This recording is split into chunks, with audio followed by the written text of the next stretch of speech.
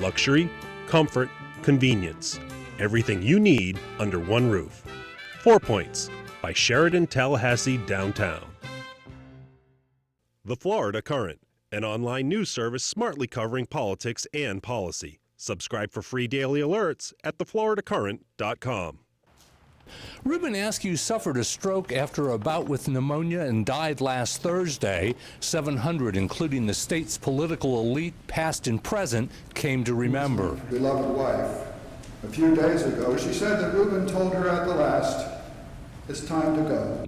The former governor's accomplishments were so numerous, former FSU President Sandy D'Alembert couldn't list them in the 6 minutes he was given. Courage to run for governor on a program to tax corporate profits.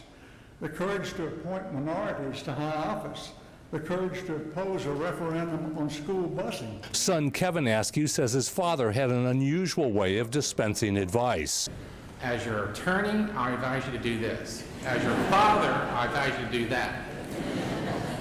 But sometimes the two opinions clashed. And I said, "Dad, what are you supposed to do?" And I said, "Well, just my advice as a lawyer is $500 an hour."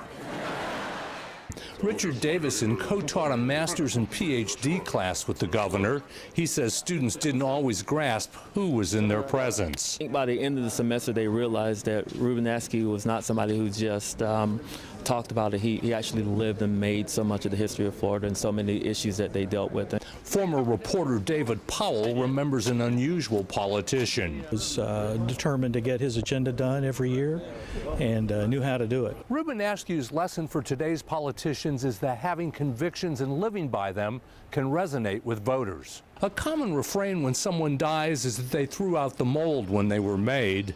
With Reuben Askew, that may be true. In Tallahassee, I'm Mike Vasalinda reporting.